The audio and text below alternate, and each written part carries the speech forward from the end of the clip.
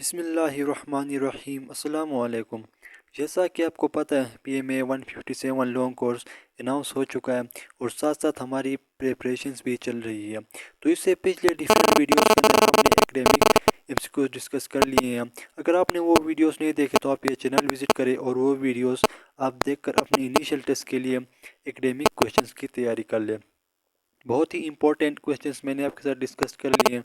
आज की इस वीडियो में हम कुछ वर्बल इंटेलिजेंस टेस्ट डिस्कस करेंगे कि वर्बल के किस तरह के क्वेश्चंस पूछे जाते हैं। तो देखिए, जो टेस्ट पैटर्न है, इससे पिछले वीडियो में मैंने आपको टेस्ट पैटर्न के बारे में बताया कि टेस्ट पैटर्न किस तरह होता है। तो उसमें ये होता है कि सबसे पहले आपका वर्बल इंटेलिजेंस टेस्ट होता है, जैसे कि आप यहाँ पे देख सकते हैं। देखिए, वर्बल इंटेलिजेंस में आपके पास 84 क्वेश्चंस होते हैं और 30 मिनट्स का टाइम गिवन होता है। उसके बाद नॉन वर्बल टेस्ट स्टार्ट होगा। इसमें 64 क्वेश्चंस होते हैं और 30 मिनट्स आपके पास होते हैं। तो इससे पिछले भी वीडियो में मैंने आपको टेस्ट पैटर्न बताया है। अभी मैं आपको थोड़ा सा हिंट दे रहा हूँ। तो इसमें ये होता है कि वर्बल और नॉन वर्बल ये जो टेस्ट होते हैं, इनका जो रिजल्ट होता है वो कंबाइन आता है। यानी कि आप पहले वर्बल के पूरे क्वेश्चंस करोगे, उसके बाद नॉन वर्बल के क्वेश्चंस करोगे, तो इनका जो रिजल्ट होता है वो कंबाइन शो होगा। ठीक है, अगर इस इंटेलिजेंस टेस्ट को अगर कोई क्वालिफाई करता है तब ही वो आगे एकेडमिक की तरफ जाएगा। अगर कोई इंटेलिजेंस टेस्ट में ही अगर वो फेल होता है तो वो आगे एकेडमिक एमसीक्यूज वो सॉल्व नहीं कर सकता, यानी कि वहाँ से वो वापस जाएगा। तो एकेडमिक में ये होता है कि 50 क्वेश्चंस गिवन होते हैं और आपके पास 30 मिनट्स होते हैं। तो एकेडमिक के मैंने बहुत से वीडियोस बनाए, आप ये चैनल ज़रूर विज़िट करना है और उन वीडियोस को आपने देखकर वहाँ से आपने ज़रूर प्रैक्टिस करनी है। तो चलते हैं जी वीडियो में आगे। देखे, वर्बल इंटेलिजेंस टेस्ट देखते हैं। तो सबसे पहले जो क्वेश्चन है, देखे, डेज से रिलेटेड क्वेश्चंस पूछे जाते हैं। जैसे कि ये कह रहा है कि if 28 day of a month is Sunday then second day will be. तो ये डेज से रिलेटेड क्वेश्चंस बहुत ज़्यादा पूछे जाते हैं वर्बल इंटेलिजेंस टेस्ट में।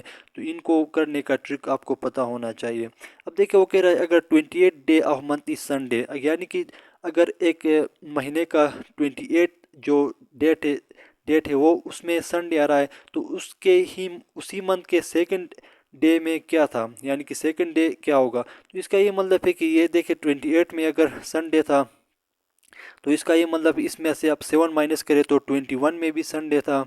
ठीक है, और इसमें आप 7 अगेन माइनस करें, 14 में भी संडे था। इसमें से आप अगेन 7 माइनस करें तो यहाँ पे 7 आएगा, 7 में भी संडे था। अब 7 में संडे था, तो अब देखिए 6 में क्या होगा। 6 में सैटरडे होगा, 5 में फ्राइडे होगा, 4 में थर्सडे होगा, 3 में वेंसडे होगा और 2 में क्या होगा, वो ट्यूसडे होगा। तो ये इस तरह के क्वेश्चंस पूछे जाते हैं। तो ये आपको पता होना चाहिए, डे से रिलेटेड ज़्यादा क्वेश्चंस पूछे जाते हैं।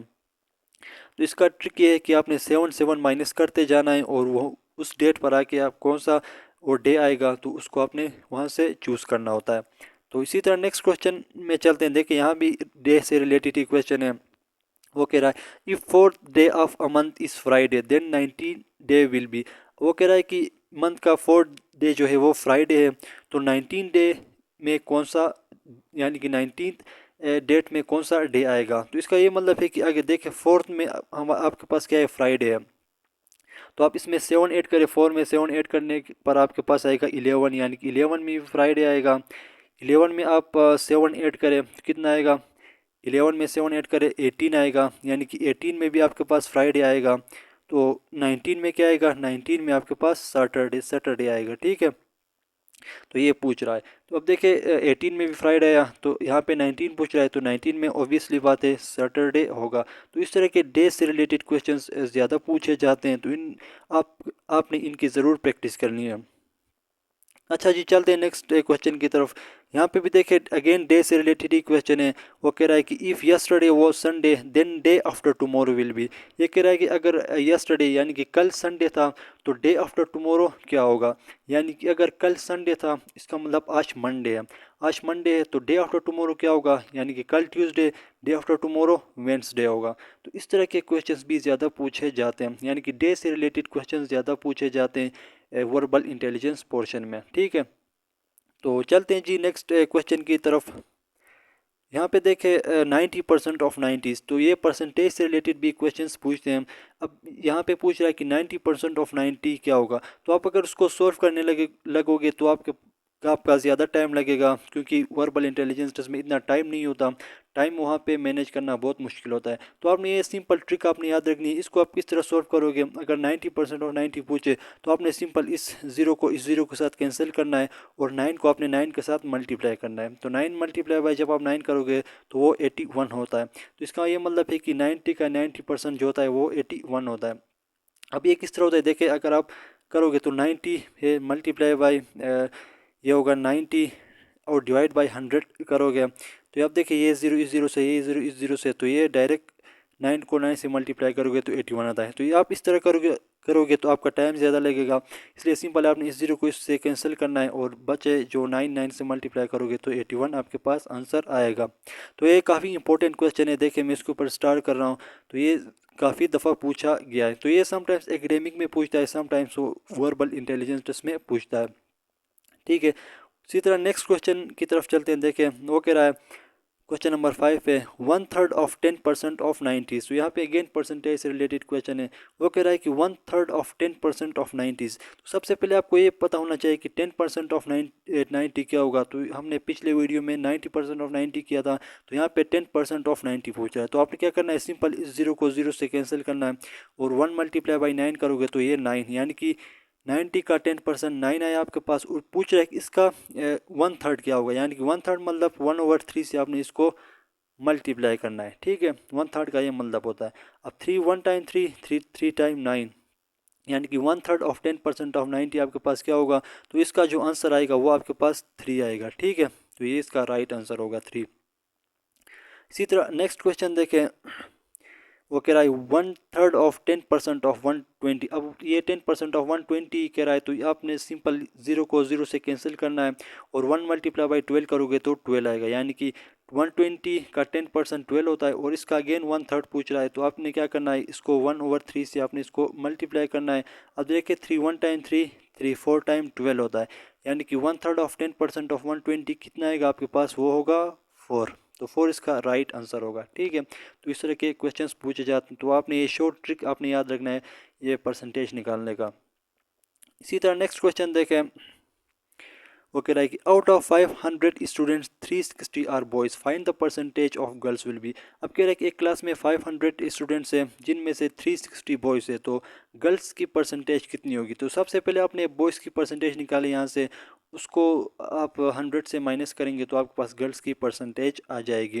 अब देखिए कह रहा है कि आउट ऑफ 360 आर बॉयज़, तो सबसे पहले आपने क्या करना है, 360 को आपने मल्टीप्लाई करना है 100 के साथ, इसको आपने डिवाइड करना है 500 पर। ठीक है, तो इसको जब आप सॉल्व करोगे तो ये ज़ीरो ज़ीरो से कैंसिल होंगे। ठीक है, अगर आप इसको मल्टीप्लाई करोगे ना तो अब आपके पास बचा 360 डिवाइडेड बाई 5। अब देखिए जब आप इसको सॉल्व करोगे तो आपके पास ये आएगा 5, ये देखिए 5 7 टाइम 35 होता है, तो 1 बचा 5 आपके पास जो होगा 2, यानी कि 2। इसका ये मतलब होगा कि 72% इसके अंदर बॉयज़ स्टूडेंट्स हैं। तो 100 से आप 72 माइनस करोगे तो आपके पास आएगा, अब देखिए 100 में से आप माइनस करें 72 को, तो आपके पास जो आएगा आंसर वो आएगा 28। यानी कि इसका ये मतलब हुआ कि जो गर्ल्स की परसेंटेज जो है इस क्लास में वो है 28%। ये 72 ये बॉयज़ का परसेंटेज जो हमने निकाला, यानी कि 360 अगर बॉयज़ है तो 72% बॉयज़ है इसके अंदर, तो आप इसको 100 से माइनस करोगे तो 28% रहेगा, यानी कि 28% बचे आपके पास जो लड़कियां हैं उनकी परसेंटेज जो होगी वो 28% होगी। ठीक है, तो इसको आपने इस तरह देख लेना होता है, तो परसेंटेज से रिलेटेड है। अब देखें नेक्स्ट क्वेश्चन आपके पास है, ये भी अगेन परसेंटेज से रिलेटेड ही क्वेश्चन है। वो कह रहा है कि in a class 1500 students 1200 are present, then the percentage of absent student will be.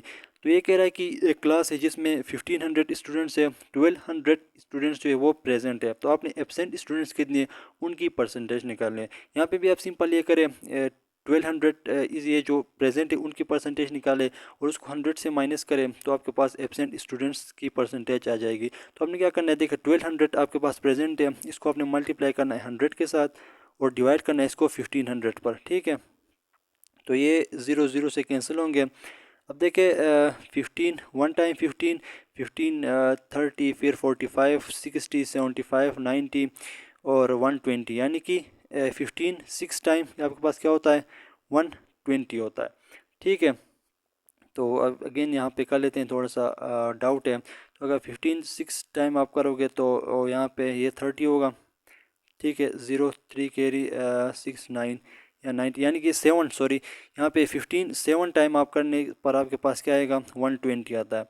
अब इसका ये मतलब हुआ कि जो 70% इसके अंदर प्रेजेंट है। ठीक है, और 70% प्रेजेंट है, तो एब्सेंट स्टूडेंट कितने बचे आपके पास, वो 30% आपके पास जो लास्ट में बचे वो आपके पास एब्सेंट स्टूडेंट की परसेंटेज होगी यहाँ पर। तो इस तरह आपने इन क्वेश्चंस को सॉल्व करना होता है, परसेंटेज से रिलेटेड क्वेश्चन है। इसी तरह नेक्स्ट क्वेश्चन देखें, यहाँ पे अगेन वो कह रहा है in a class of 500 340 are boys find percentage of boys. तो यहाँ पे सिंपल अपने बॉयज़ की परसेंटेज निकालनी है। तो आप क्या करोगे, इस 340 को आप मल्टीप्लाई करोगे 100 के साथ और इसको आप डिवाइड करोगे 500 पर। ठीक है, तो यहाँ से देखिए 0 इनसे कैंसिल होगा, तो अब यहाँ से आप परसेंटेज निकालोगे तो 5 कितना बचा यहाँ से 6 टाइम 30 होता है।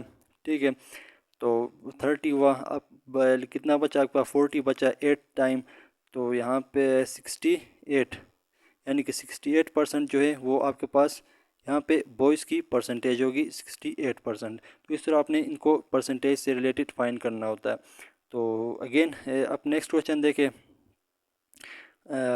वो कह रहा है कि Adil is 5 years old and his sister is 3 times of his age. What will be the age of his sister when Adil will be 15 years old? ये कह रहा है कि आदिल की जो एज है वो है 5 years। ठीक है, and his sister is 3 times of his age, तो यानी कि इसकी जो बहन है वो 3 टाइम्स बड़ी है अपने आदिल से। तो ये 3 टाइम्स बड़ी, इसका मतलब ये कि आदिल की अगर एज 5 ईयर्स है तो वो 3 टाइम्स बड़ा है, तो 5 को आप मल्टीप्लाई करोगे 3 से, इसका ये मतलब हुआ कि 15 जो ईयर्स उसकी जो बहन की जो एज है वो है 15 ईयर्स।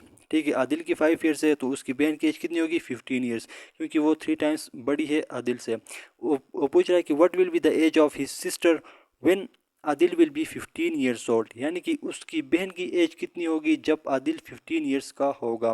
तो इसका ये मतलब है कि अब आदिल 5 ईयर्स का है, तो 15 ईयर्स का कब होगा 10 साल बाद, तो 10 साल बाद आदिल 15 साल का होगा। तो इसका ये मतलब हुआ कि 10 साल ऐड हुआ आदिल की एज के ऊपर, तो इसका ये मतलब हुआ कि उसकी बहन की एज के ऊपर भी 10 साल ऐड होगा। तो ये इधर जब 10 साल ऐड करोगे तो 15 पर आप 10 ऐड करोगे तो आपके पास जो आंसर आएगा वो आएगा 25, यानी कि उसकी बहन की जो एज वो होगी 25 ईयर्स।